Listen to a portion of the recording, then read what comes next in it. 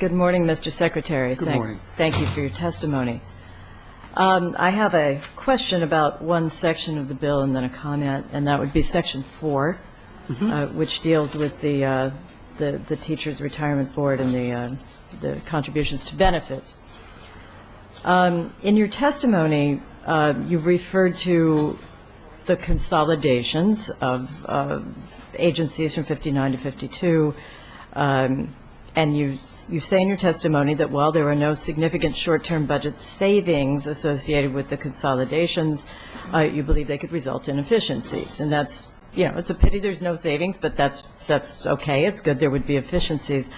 I'm wondering whether there would be any costs. I'm particularly concerned in Section 4, where you've talked first about the consolidation of the TRB with the state controller, and then we move to the reduction of the state share of the retiree health premium from 1/3 to 1/4. As you said a while ago, that also implies that we have to raise the share of what the retirees pay.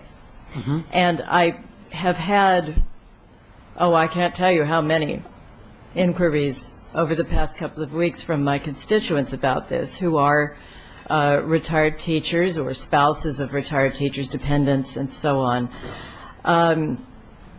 It seems to me that, forgive me, I may be wrong about this, but the contribution of the state comes from the general fund, so it seems to me that this would help to increase the general fund balance, bring in revenues, or at least reduce its spending.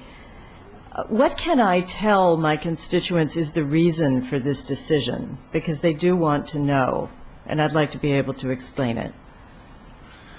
The rationale for the changes in the payments for the Teachers Retirement Board health program is that there's been relatively dramatic growth in the cost of the program. This is for two reasons. One, that healthcare costs generally tend to rise relatively quickly, and second, a number of communities there are some communities that do not offer any comparable program, and so all the retirees from those communities are faced with the Teachers Retirement Board plan with Medicare, or I suppose they could go for some private plan or through a spouse or something like that. They may have other options personally available to them, but this is the only government-sponsored plan related to their employment available to them. However, there are some communities where the local Board of Education or town has provided in the past some version of this, which was competitively costed and which some retirees elected to use. Increasingly, communities have been getting out of that business because they don't have to. It costs them money.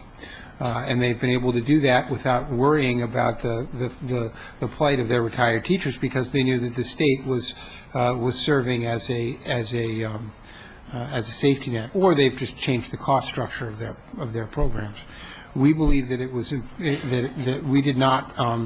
that we were not in a position to continue to fund the level of growth that was in this program, because of the rising amount of money it costs and the rising costs. And so we took this step as a way to curtail the growth in the spending on the program in order to fund other parts of the budget, and in particular our need to meet our obligations to the state's retirees, as well as our initiatives in the area of K through 12 education. So we did make this change. We felt that it was, while unfortunate, any increase in cost to anybody is an unfortunate outcome. We thought that it was a moderate increase, and one that would ensure the long-term health of the program. So I don't have an answer that will satisfy those who are upset about paying an increased premium. I appreciate that is a negative aspect of the proposal, no matter how you slice it.